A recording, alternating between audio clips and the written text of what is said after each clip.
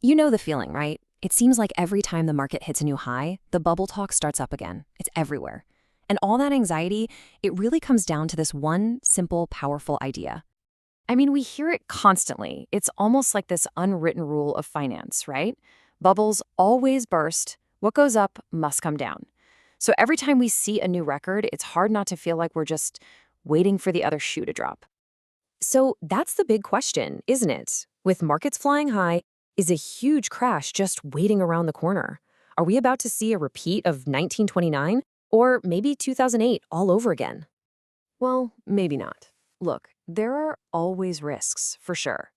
But the idea that a massive collapse is inevitable kind of misses a huge point. The financial world of today, it's just built differently. It's a whole new machine. Let me show you what I mean. Okay, so first up, let's talk about the guardrails that are in place now. I mean, we've basically spent the last 100 years building defenses to make sure something like 1929 never ever happens again. It really boils down to one word: trust. Back in 1929, trust was fragile. If you heard a whisper that a bank down the street was in trouble, what did you do? You ran to your bank to pull your money out. It was a chain reaction, a total panic. That's what caused so many banks to fail. But today, we have the FDIC. Your money is insured by the government. That one simple guarantee completely changes the game. It takes away the reason to panic, which was the fuel for the Great Depression's fire. And then there's the money itself. The whole philosophy has changed. See, back then, everything was tied to the gold standard. The money supply was rigid. So when the crisis hit, what did the Fed do? They actually tightened the money supply. It was like pouring gasoline on a fire, just the worst possible move. Today, we're on a fiat system. The money isn't backed by gold, which gives central banks incredible flexibility to pump money into the system when things get scary. And their biggest tool for that is something called quantitative easing, or QE. I know it sounds super complicated, but the basic idea is simple. The central bank just starts buying up a ton of stuff, like government bonds, to flood the system with cash. It keeps credit from seizing up. You've heard people talk about the Fed printing money. Well, this is basically what they mean, and we saw them use it in a big way after 2008 and during the 2020 pandemic. And finally, the actual rules of the market have changed. Think about 1929. It was a free fall. Panic just fed on more panic. There was nothing to stop it. Now, we have circuit breakers. If the market drops too much, too fast, bam, trading just stops. It's like a mandatory timeout in a basketball game. It forces everyone to just take a breath, look around, and stop the purely emotional, automated selling from spiraling out of control. Okay, so we've got the guardrails to prevent a 1929-style crash. But what about something more recent, like the 2008 financial crisis? Well, that brings us to our second big point.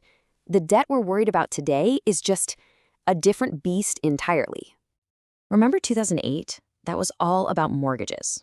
All these really risky home loans were chopped up and packaged into these super complex things called CDOs, and they infected the entire global banking system. The whole thing was connected, so when it went bad, it took everything down with it. The worry today is corporate debt. And yeah, it's high, but here's the key. A lot of it is held outside the core banking system. That makes it way less likely to cause that kind of systemic, contagious collapse. You can really see the shift here. Back in '08, the risk was all about households, and even more importantly, the banks themselves. They were leveraged to the hilt, borrowing tons of money to play with these toxic assets. But look at today. The leverage in the financial sector is way down. The debt has moved over to the corporate world. Now, that's not without its own risks, but it's a much more containable problem if things go wrong. And look, none of this happened by accident. We learned some incredibly painful lessons from 2008. So now, getting a mortgage is way harder. Those crazy, toxic loan products, mostly gone. But the big one is that banks are now forced to hold way more capital, like a giant financial cushion to absorb losses. And they get put through these regular stress tests to prove they can handle a crisis. The bottom line is, the banking system is just fundamentally stronger now. All right, on to our third and final point. This one is really interesting, and it's something people often forget when they talk about bubbles. I like to call it the overinvestment antidote. See, a true classic bubble isn't just about stock prices going to the moon. It's when that crazy optimism spills over into the real economy. It's when companies get caught up in the hype and start spending billions and billions of dollars building, well, stuff we don't actually need. Just think about it. Before the 1929 crash, there was this huge boom in factories and industrial production. And remember the dot-com bubble in 2000? Companies spent a fortune laying fiber optic cable all over the country that nobody used for years. When those bubbles popped, we were left with all this useless stuff. Empty factories, dark fiber. That's what makes the bust so painful. But today, besides maybe some specific areas like AI, we just haven't seen that kind of crazy, widespread capital spending.